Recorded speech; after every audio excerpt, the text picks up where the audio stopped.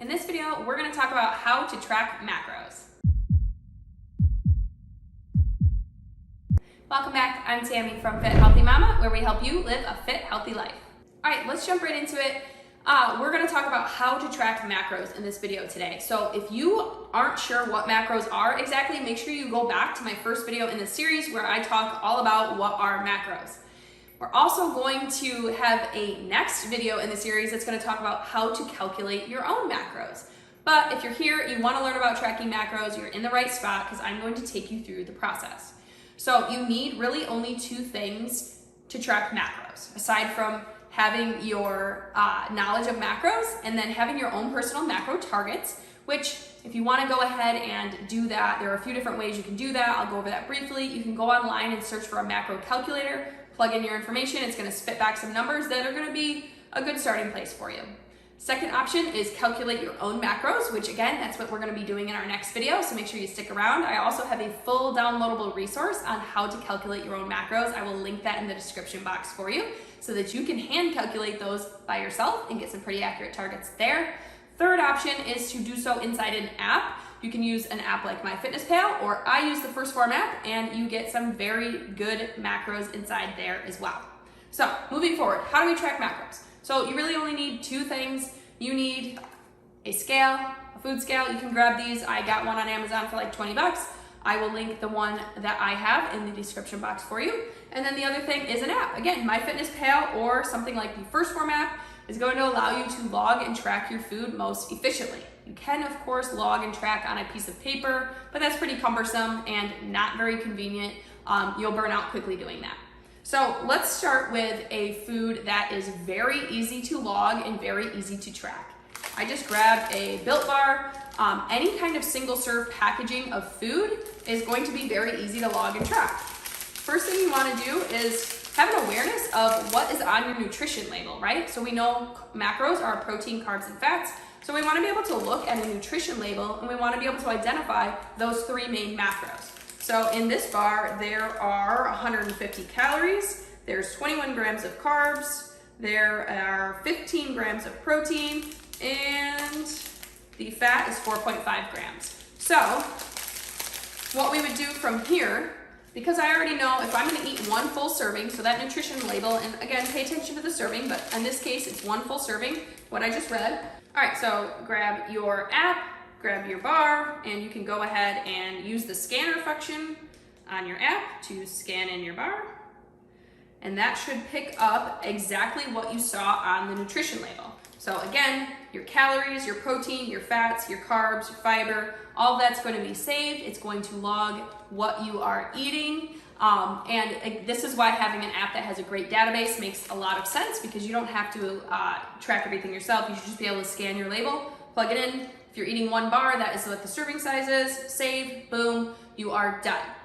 So the next thing I want to show you how to track is something that's not as straightforward and simple. So we'll go with, and that would be something that we would use our food scale for. Now I know it can feel like very tedious to use a food scale, but trust me, it's very worth it if you are trying to be very accurate with your macros. And it's not that hard. Once you get the hang of it, it's pretty easy. So you are going to turn your scale on and make sure it's zeroed out. I'm going to weigh out some deli meat. So what I would do is take the plate that I'm going to weigh it on, because I don't want to set it right on the scale, and I'm going to put that on there. And that's going to read how much this weighs, but I don't want that to factor into the weight of my deli meat. So I'm going to press 0. They call that tearing it out. So we want to make sure it reads 0 grams. Or you can change the unit to ounces, kilograms, whatever you want. I'll measure these in ounces. Just make sure whatever you measure it in on your scale is what you're logging it in your app. So I will take out my serving size of the deli meat that I want to eat. So my scale currently says 0.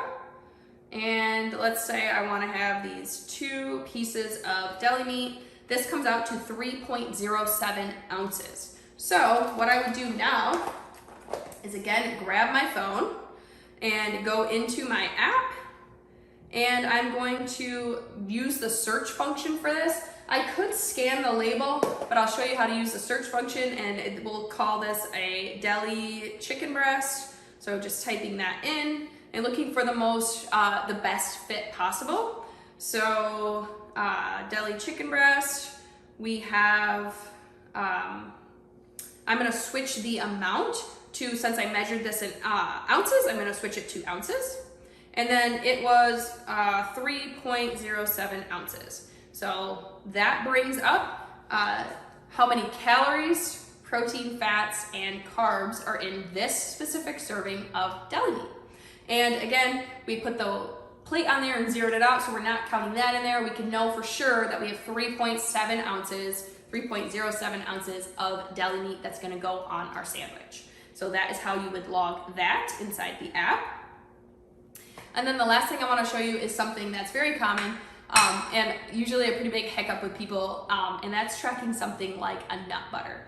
So again, we're gonna use the same concept that we did with the deli meat. We're actually going to, I'll take the lid off my jar, I'm gonna set the jar on the scale. Now I'm gonna zero that out. So we make sure we're starting with a clean slate.